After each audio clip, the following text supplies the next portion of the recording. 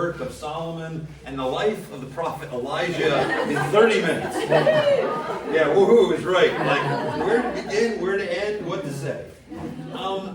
So, what I really wanted to do was give you a little bit of a greater overview and my thoughts on Solomon, because if you only read what you were assigned to read in your Bible study, then you think Solomon's like fantastic, right? Like great.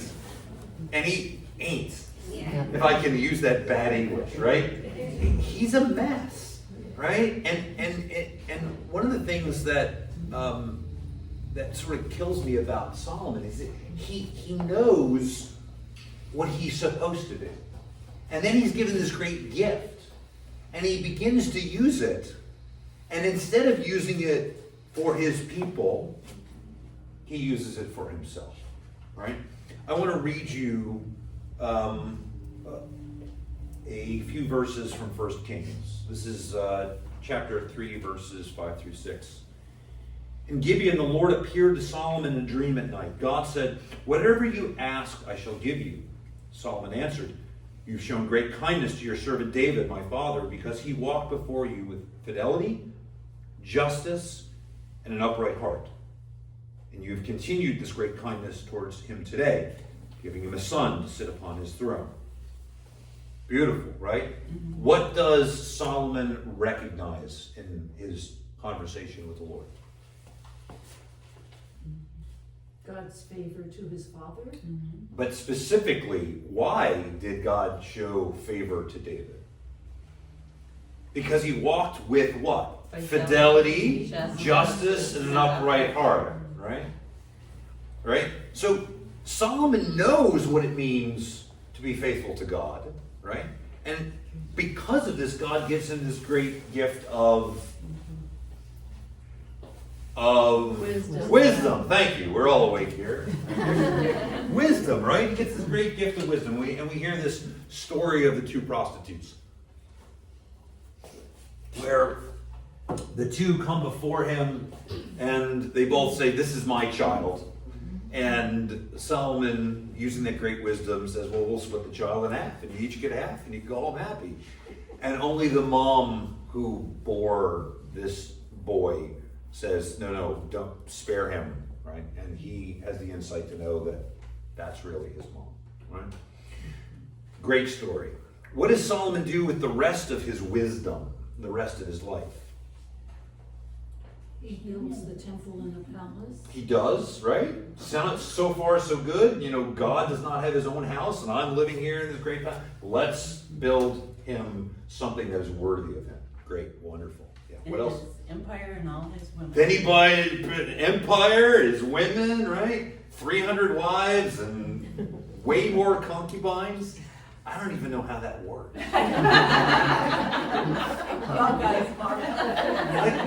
don't even know how it works. Like 1,000 women? I couldn't even keep half of their names straight. Let alone whatever else one as a husband is supposed to do in this world. God has blessed me with the best spouse for me, for sure. I can't imagine having, even if I had two of her, that would be too many. Right? And I mean that in the best way possible. Anyway. So his life is all about excess. Right? And I think one of the things we need to learn from Solomon's life, right, is that it is very easy, especially in our society where, you pick this up and I can click a button and get food, a new big screen TV, another one of these. I can get whatever I want in a matter, typically, only because I live out here in the sticks in Fallbrook, 24 hours. But if I lived in downtown San Diego, in a matter of minutes or hours, almost anything I could want, I could have, right? We need to be careful about that, right? We covet with our eyes, right? We see, we want, and more and more and more and more.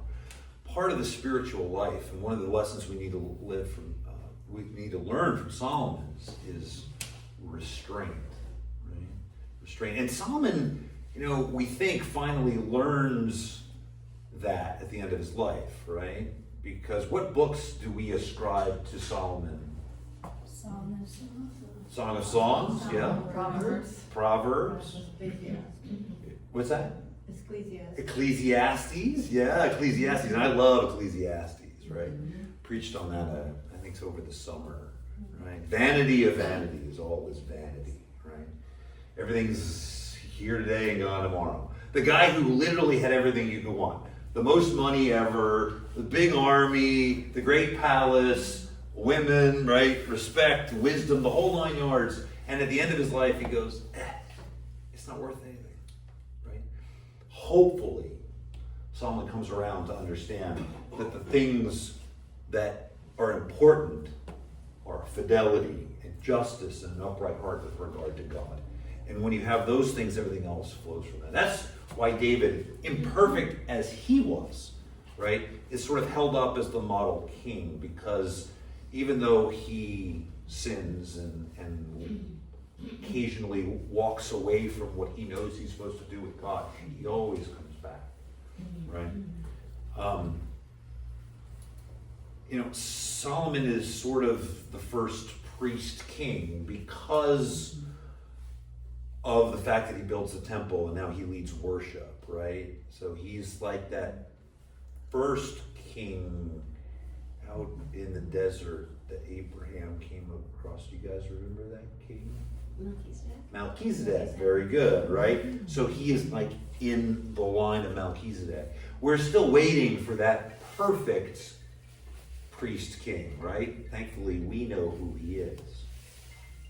We know who he is, right? Excellent. Excellent. Good. I mean, it's a new year. It's Monday, but I just want to make sure we're all on the same page. Yes. Jesus, right? So Solomon is like, right, is an example of what we are waiting for, right? The perfect priest king in Jesus, right? And Solomon's downfall ultimately is the fact that, in bringing all these wives and concubines into his life and trying to make them happy, he allows them to worship the way that they were accustomed to, and he sort of starts saying, well, one God, another God, it doesn't really matter, right? And, well, we know that that's not the case. It certainly does matter. Yeah. And I think that's sort of the big overall picture of Solomon. I think we need to understand that,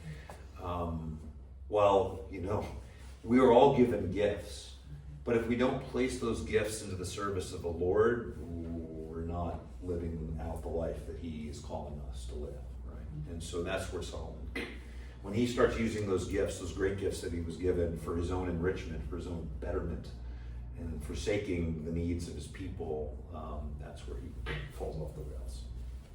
Questions about Solomon? Dang, I did that in 10 minutes. Wow. All right, here we go. All right, the life of the prophet Elijah. Okay. So Elijah is often considered, I hated when my teachers would do this, but I realized that occasionally when you teach Socratically, you're going to sort of throw something out there and see what sticks to the wall. So I'm going to ask you, why is Elijah considered one of the greatest, if not the greatest, of the Old Testament prophets? What is your understanding of Elijah?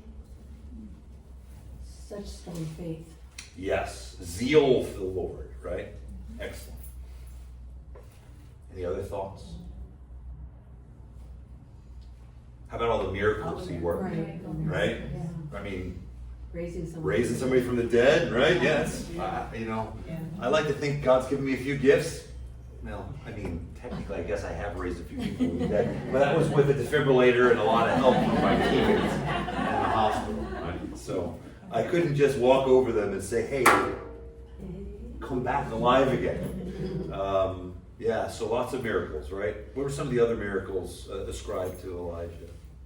With the widow. The widow, yeah, what happened with the widow? Yeah, she was running out of flour and oil. Yeah, as a matter of fact, when he asks her for something to eat, she's sort of incredulous. Like, I just have this much left for me and my son. We're going to eat it and then we're going to die. So go pound sand.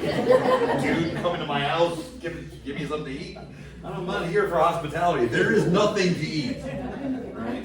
And then how long do they survive? The whole year.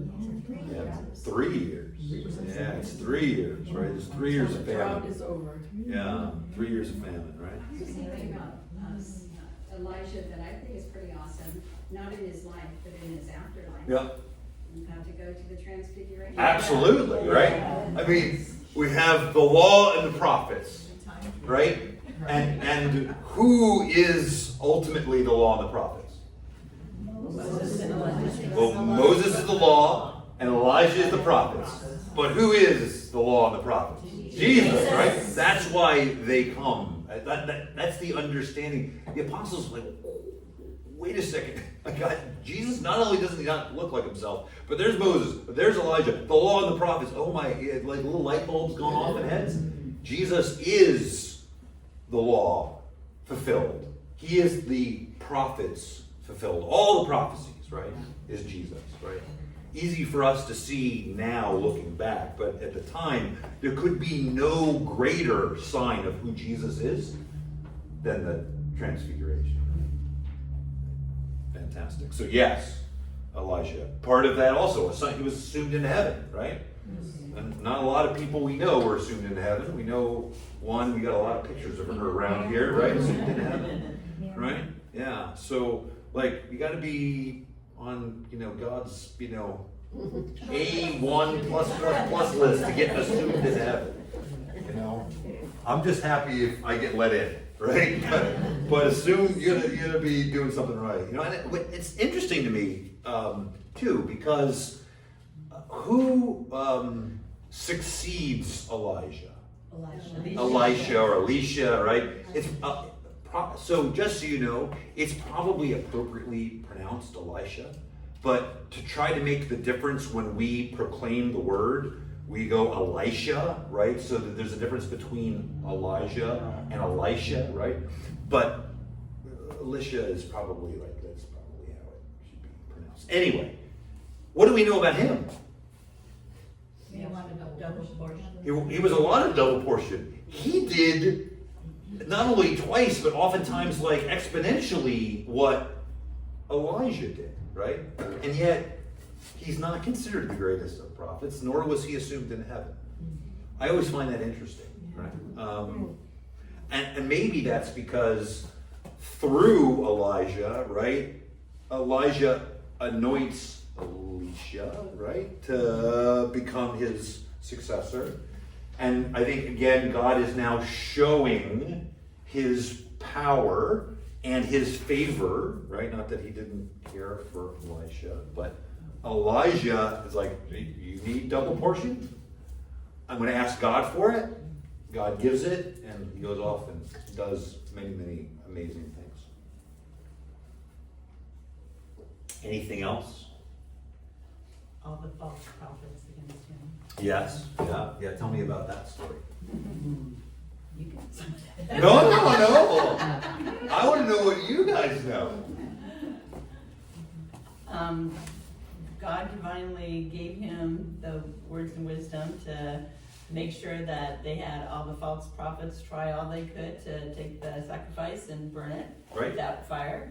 And they were doing dances, whatever. All kinds of Nothing- things, right? Nothing worked. Nothing worked. And then Elijah asked God to, after pouring 3 buckets of Yeah, like not only ask God, but let me Yeah. show you my God. I'm going to whip this down, Yeah. right?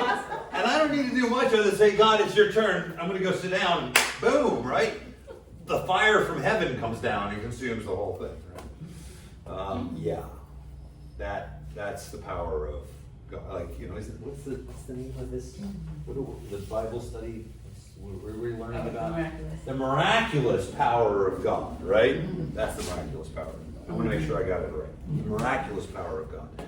So that's our God, right? And that's what Elijah is able to show, these people, that like Baal he's one of those gods that has lips but cannot speak and ears that cannot hear, right? Like, it's just an idol. It's not God. And you're walking away. You're not following as we're called to, as we're people in darkness who have now called to the light of Christ. Well, the light of God, Christ is coming, right? Elijah is one of those who is preparing the way. Speaking of which, that's one of the other reasons why he is considered one of the greatest prophets, right? That there's the prophecy of Malachi, proposed that Elijah would return before the great and terrible day of the Lord. And so who do we think that representation of Elijah is? John the Baptist. John the Baptist, right? So, and we hear this, like, you know, who do the people say that I am? Some people say that you're Elijah. Others say that you're John the Baptist, right, to Jesus. And he asked Peter, who do you say that I am? So, also of note, he is the spiritual father of a religious order. Do you know who that is? The Carmelites. Did you know that? That's right. Yes. So Elijah lived and prayed on Mount Carmel. And this is sort of, the Carmelites consider him a spiritual father because of that. That was when there was the strong wind and the earthquake and the fire. Correct. Correct. And where was God? He was in the whisper.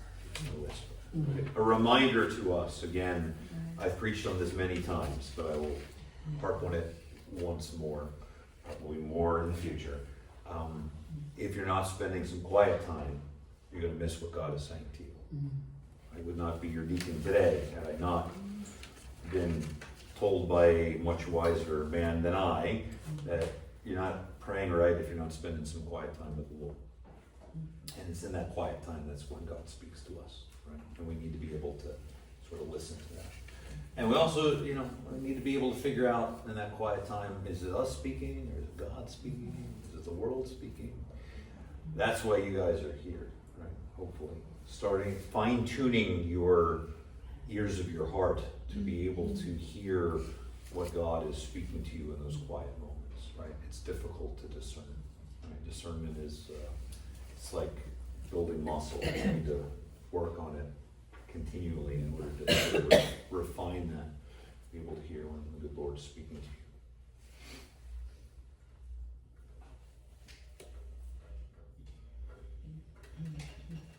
I can't believe that I did both of those in under 30 minutes, but that's what I've got for you both, for both of those. Questions? Was that overall, like, lay of the land helpful? I feel like Angie does a real good job with the heart stuff. But I feel like the only issue that I've had with this Bible study to this date is that without that overall sort of big picture context, I think you can miss what else God is saying to us through those stories. Yes? Mm-hmm. Yes. In 1 Kings, it said, after the big bonfire miracle, that Elijah had murdered all the prophets by the sword. He did.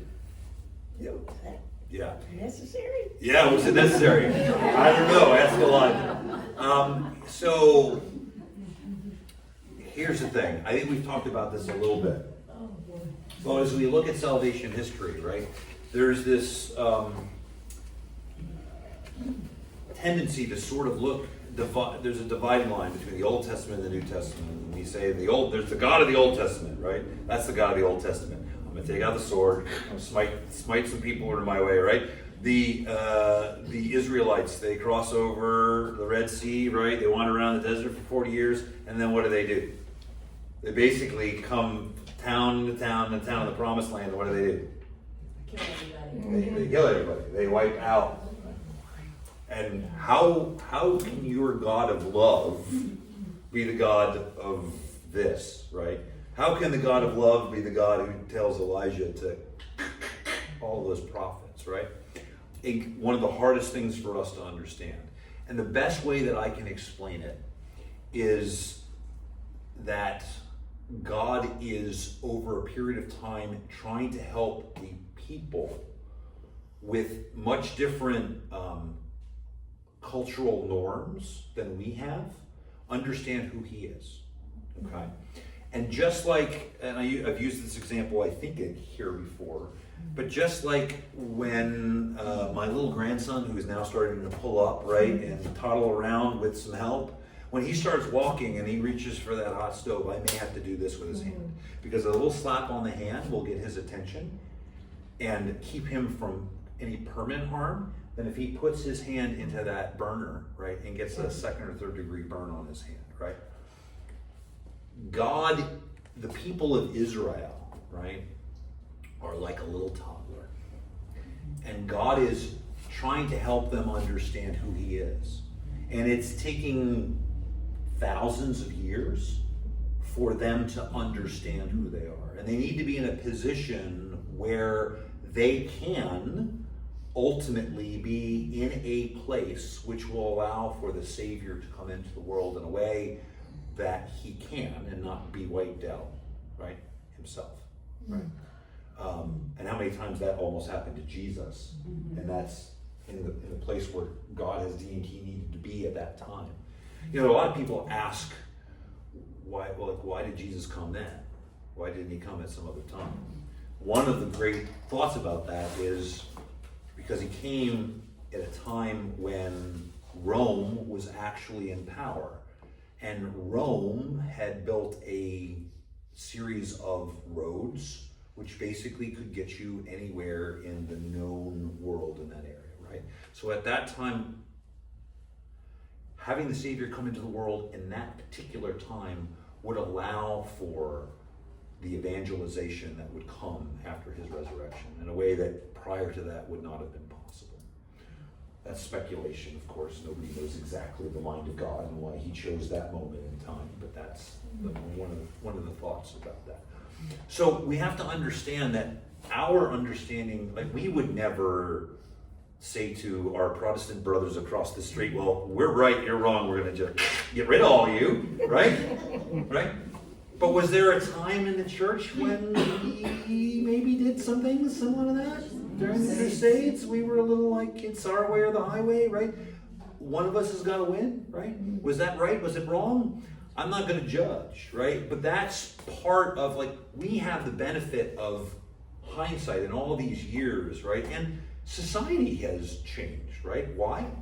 My greatest argument would be because of Christ himself. Because we are not a culture entirely that would consider just abandoning a child out on a hillside to die because I don't want them, right? It is appropriate. I hate to say it, but we're starting to slide back in that direction with some of our practices in regard to life and abortion, right? So we have to always be careful because, number one, I think we can get a little high and mighty about we're better than everybody else. And the more I read the Old Testament, the more I see myself in all of those people, right? But also understanding that God is slowly but surely helping people to understand who he is in this process until he deems it time for this second person to come into the world.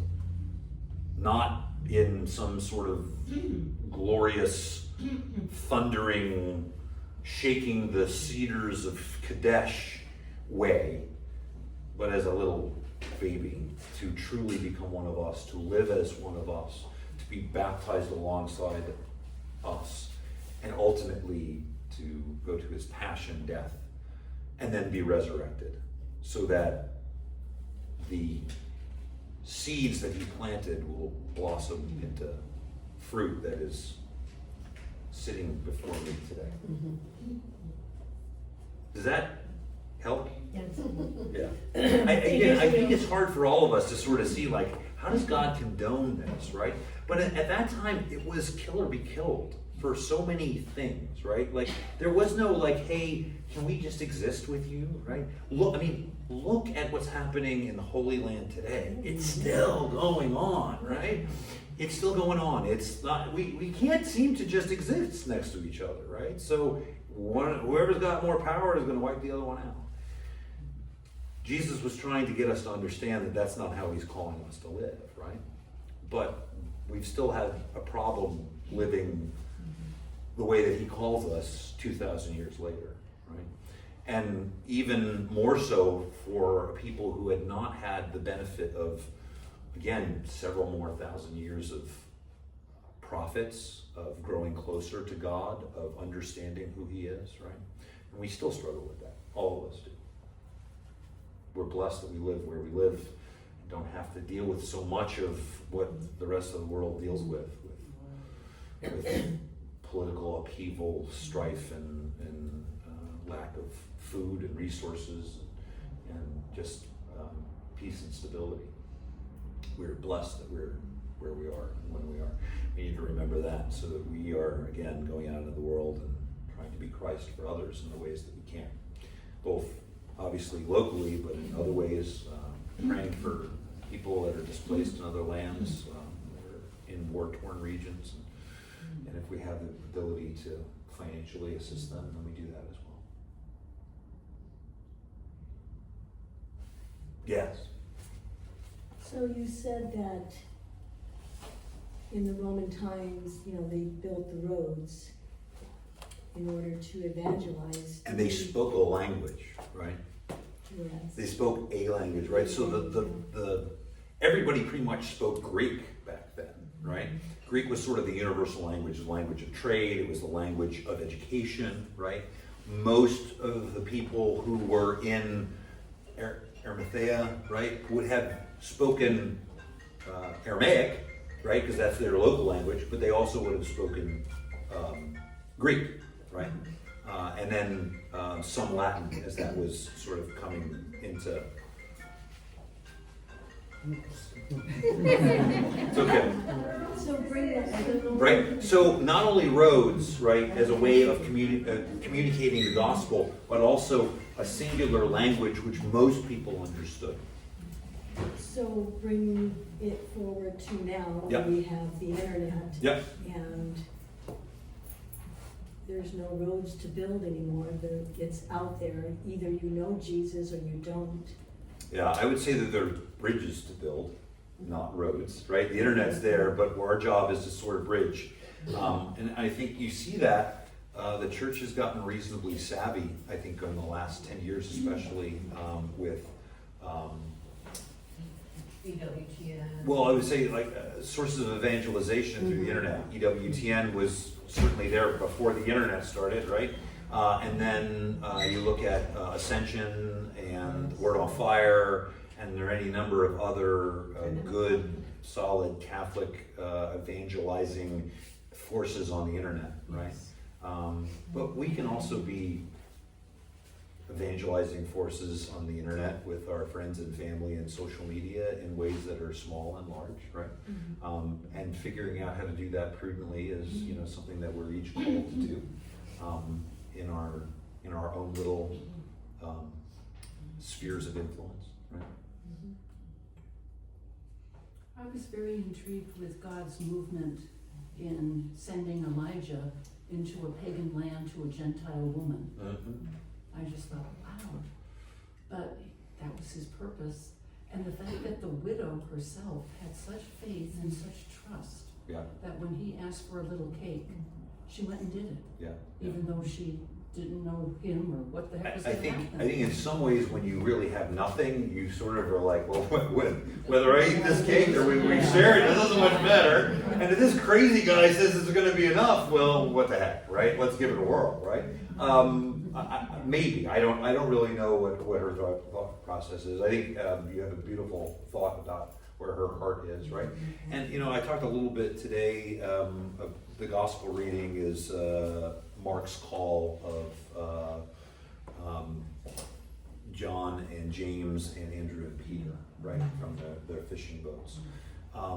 And how striking Jesus must have been to actually have them just sort of drop their nets and go and follow him. Right now, I know some of the other gospel readings say that what impressed them was the fact that they ended up having a great catch, right? But that's not Mark's gospel. And so whether he came a couple of times and talked to them, or just that one time, right, we don't know exactly, right? Everybody's got their own sort of view on that moment. But there's something about Jesus, right, that pulls people out of their lives to follow him, right? And that's true of us today as well. We're called to be pulled out of the world and to follow Christ. So,